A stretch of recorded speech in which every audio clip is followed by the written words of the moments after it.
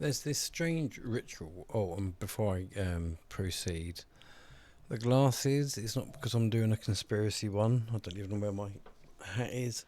Um, I just feel wrecked after last night trying to sleep in the heat. My eyes look shit, and even my cat here is well, right. Actually, no, my cat's probably doing what he does most of the time. He is 17 or approaching 17, and yeah. Anyway, that's enough. That's why I'm like this anyway. But I hope you're all enjoying the heat. It's I'm not complaining about the heat by any stretch. It's lovely. It's much better than rain. I just wish that perhaps maybe I had aircon or something. But anyway, I digress. There's this strange ritual in Britain, and every day millions of people complain that there aren't enough police on the streets. Where are the bobbies? Why aren't they stopping crime? Why does nobody do anything anymore? You hear it in pubs, online, on this channel, in supermarkets, at family gatherings, usually somewhere between complaining about potholes and the weather. We want prevention, we want invisible policing. We want criminals caught in the act. We want action until somebody actually takes action. Then suddenly everyone develops an advanced qualification in risk management and legal liability. Because now a former police officer finds himself charged with grievous bodily harm after carrying out what appears to have been a citizen's arrest on an alleged shoplifter. And the silence from the crowd is fascinating, almost artistic. A masterclass in saying absolutely nothing.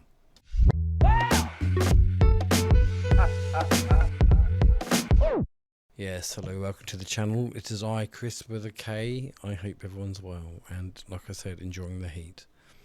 So let's have a look at what happened here, because according to reports, a 47-year-old former police officer, Lorne Castle, detained a man outside a Nike store in Bournemouth. The allegation is that the individual left the shop with around £450 worth of goods and had threatened the security guard, and that's when Castle intervened. Later, photographs appear to show Castle holding the suspect's arms behind his back while straddling him. And at some point during the incident, the suspect suffered a fractured leg. Now, Castle has been charged under Section 20 of the Offences Against the Person Act, 1861, for unlawfully and maliciously inflicting grievous bodily harm. He is due to appear before court. Now, immediately, before anyone starts to get triggered, being charged is not the same as being convicted. A charge is an allegation. The court process exists, apparently, for a reason. But evidence matters. Facts matter. Context matters. And thankfully, unlike social media, courts occasionally wait until they've heard the whole story before reaching a conclusion. But the wider issue is, what exactly do we expect ordinary people to do when crime unfolds right in front of them? Especially today. I don't actually mean like on today in the next 24 hours. I mean, you know what I mean. But it is a genuine question. If somebody allegedly steals hundreds of pounds worth of goods and threatens staff, should people intervene? Or should they stand back? Or should they film it for TikTok? I mean, I know from experience as a security guard many moons ago that you're not allowed to touch the person in question. So should the public then intervene, even if he was an ex-police officer? So should they intervene? Should they stand back? Should they film it for TikTok? Or should they provide a running commentary like a wildlife documentary? Here we see the observer, the shoplifter in his natural habitat. Notice how confidently he migrates towards the exit carrying unpaid merchandise. Personally, I prefer, and starting to morph into David Bellamy, so perhaps I should attempt his voice. But anyway, because modern Britain often feels trapped between two completely contradictory expectations, on one hand we're told communities should stand together, unite, be vigilant, help each other, challenge wrongdoing. But then on the other hand, we're constantly reminded that if anything goes wrong during that intervention, you'd better have an excellent solicitor and a free diary for the next 3 years. And what do solicitors do? They solicit. Now this story becomes a little bit more complicated when you examine Castle's history. This isn't a serving officer carrying out a routine arrest. Castle was dismissed from Dorset Police following a misconduct hearing. That hearing centred on the arrest involving a knife-carrying teenager. Panel reportedly concluded that while the physical restraint techniques themselves were lawful, his behaviour afterwards crossed the line. And I'm guessing it wasn't a thin blue one. Specifically, findings suggested that he used inappropriate language and threats which left the teenager feeling frightened and intimidated. That conduct finding ultimately led to his dismissal.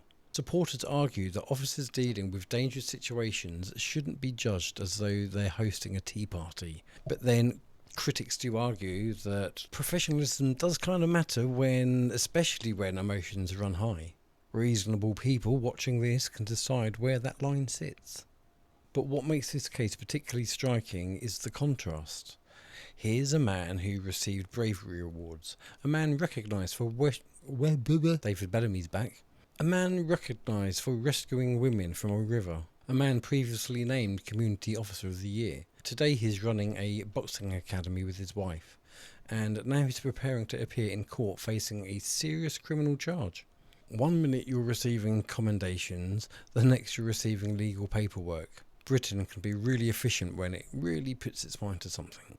But regardless of where you stand on Castle himself, regardless of whether or not you believe he acted reasonably or excessively, regardless of what the court ultimately decides, there is a question hanging over all of this.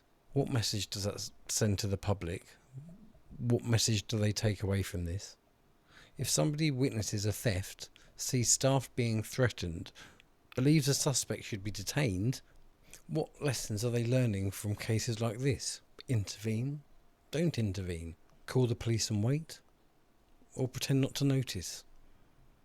Cross the road and become suddenly fascinated by a pigeon because human behaviour follows incentives. Always has, always will. If people conclude that helping carries enormous personal risk while doing nothing carries none, well, you don't need a PhD to predict the outcome.